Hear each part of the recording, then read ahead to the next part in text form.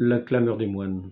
Roger, deuxième du nom et 11e abbé du Mont-Saint-Michel, homme docte et de grande religion et en tout capable de gouverner un monastère,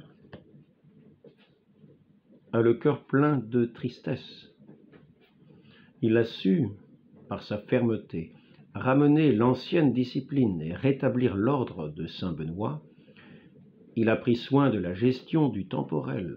Il a régularisé des ventes mal faites par un prédécesseur arrogant et brouillon. Il a transigé habilement dans plusieurs procès douteux, intentés à la légère. Il s'est occupé de reconstruire des édifices ruinés par le feu du ciel. Grâce à lui, le chartrier s'est enrichi de nouveaux parchemins et la bibliothèque d'importants manuscrits. Il a surmonté des obstacles sans nombre. Aujourd'hui, il est en butte à l'animosité d'un seigneur voisin, le baron Thomas de Saint-Jean. Roger vient d'apprendre que cet homme puissant et redoutable, obligé par un contrat en due forme à payer annuellement une redevance de 20 sols à l'abbaye, ne veut pas verser cette somme ou se libérer en nature. Il a refusé net de payer ce qu'il doit au monastère. Un frère a été dépêché vers lui. Il l'a reçu avec mépris, bien plus. Par ses mensonges, il a excité contre les moines plusieurs de leurs vassaux. Journellement, il ravage leurs terres. Hier, c'était une grange de dîmes qui flambait de l'autre côté de la baie, en Bretagne, auprès de Saint-Méloire-les-Ondes. Aujourd'hui, une troupe de soudards et de gens sans aveu a dévasté les biens de l'abbaye, les biens que l'abbaye possède par Saint-Père et Agenais. Les bois superbes qui couvrent les collines de Champeaux sont ravagés par les brigands, qui l'arment et qu'il conduit. Nouveau défi, le méchant baron vient de faire bâtir un château fort, presque au sommet de l'abrupte falaise qui se dresse en face du Mont-Saint-Michel et qui domine les grèves. De là, comme un aigle de son air, il pourra à loisir fondre sur les fiefs de l'abbaye et y porter la ruine et la désolation. Contre cet homme sacrilège, Roger se sent désarmé. Les remontrances ont été accueillies par des moqueries. Les supplications se sont brisées contre l'impiété de cette brute. Opposer la force à la force, mais le pouvoir dont l'abbaye dispose est infime auprès de celui que possède le baron. Les populations l'exècrent, mais craignent sa colère. Quelques brigands déterminés suffisent à terroriser tant d'honnêtes gens. Et puis le monde, fut-il en état de se défendre par les armes, il répugne à l'abbé de faire couler du sang sur ce pays où il en a été répandu des flots à l'époque récente des luttes fratricides entre les fils de Guillaume, roi d'Angleterre. Certes, l'abbé n'aurait qu'un mot à dire pour rassembler autour de la bannière de Saint-Michel ses fidèles vassaux de Bretagne et de Normandie. Il n'ordonnera qu'à la dernière extrémité de sonner cette puissante cloche d'alarme que Ranulphe baptisa du nom de Rollon et qui teinte le sinistre tocsin quand l'abbaye est en péril. Roger aime mieux toucher le cœur de Dieu et triompher de ses ennemis par la prière que de les frapper avec le glaive. Dans ce dessein, il a réuni ses religieux et ils tiennent conseil dans la crypte de l'Aquilon. L'abbé leur a exposé les ravages que Jean de Thomas exerce sur les terres de l'abbaye et après une courte délibération, les bénédictins décident, ce qui est immédiatement transcrit sur les registres des actes, que, sans omettre un seul jour, il sera célébré devant l'autel Saint-Michel, pendant que l'on chantera la messe, une clameur très pieuse en présence du très saint et très vénérable corps de notre Seigneur Jésus-Christ, chantant avec larmes Miserere mei et clamant Kyrie eleison. Le jour même, l'office de clameur est célébré et les belles voûtes de la spacieuse église qu'Hildebert éleva il y a 100 ans au sommet du roc sont remplies par les supplications des moines. L'hymne de saint Ambroise éclate.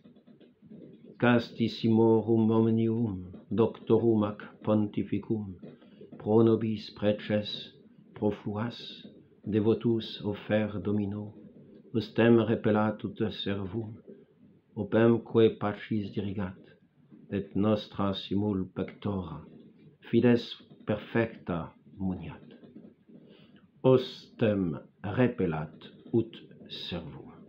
Que l'ennemi cruel soit éloigné. Les bénédictins mettent toute leur âme dans ce cri, et leur clameur monte énergique et vibrante vers la statue de Saint-Michel, ornant l'autel privilégié où l'abbé célèbre la messe. Voilà une semaine que la clameur très pieuse s'élève vers l'Archange, et la fureur de Jean, loin de s'arrêter, augmente encore. Les incendies des granges d'Ixmérès se multiplient. Une chapelle auprès de Saint-Père a été même profanée par lui. Le baron, averti par des espions qui l'entretient dans la petite ville du Mont, a d'abord haussé les épaules en apprenant la nature et l'objet des prières des bénédictins. Qu'il prie, ces bons moines, tant qu'il leur plaira, a-t-il dit. Ce n'est pas leur Saint-Michel qui éteindra ma torche, où émoussera la pointe de mon épée. L'abbé et les religieux apprennent sans trouble que Jean le Thomas continue ses pillages.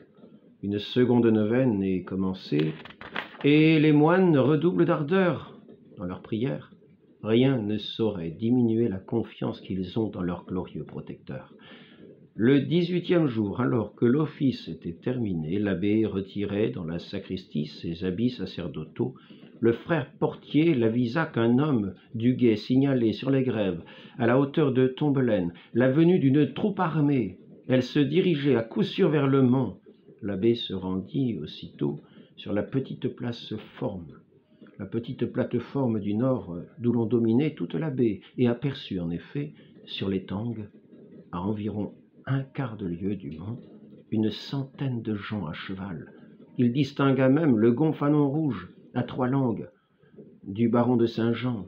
L'idée vint à l'instant à l'abbé d'envoyer quelques hommes d'armes aux palissades qui protégeaient la base du mont, mais il comprit bientôt que toute résistance était impossible, et il confia mentalement son monastère à la garde de Dieu et de Saint-Michel.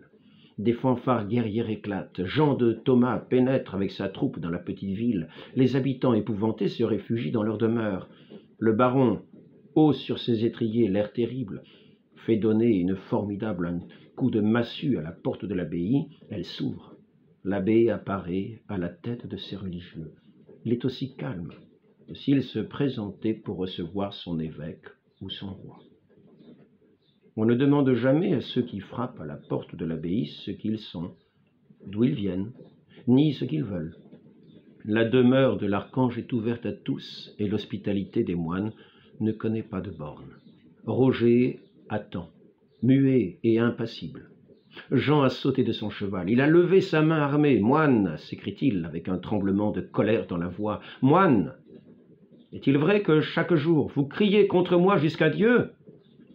L'abbé a répondu, « C'est vrai. »« Moine !» s'écrie Jean courroucé, « vous êtes bien osé, vous qui ne craignez pas de faire des vœux pour que la vengeance du ciel s'apesantisse sur ma tête.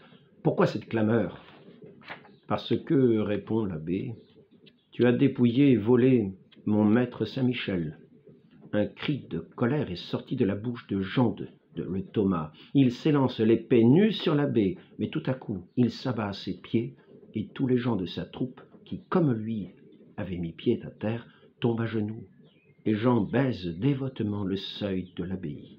« Moine, dit-il, je serai votre soldat et votre serviteur. Grâce et gloire à Saint-Michel. » L'abbé a relevé le baron dont le visage est baigné de larmes. Il le conduit tout aussitôt dans l'église abbatiale, et un Te Deum y est chanté pour remercier l'Archange d'avoir permis la conversion subite du terrible ennemi de l'abbaye qui, dans la suite, fut un de ses plus ardents et de ses plus loyaux défenseurs.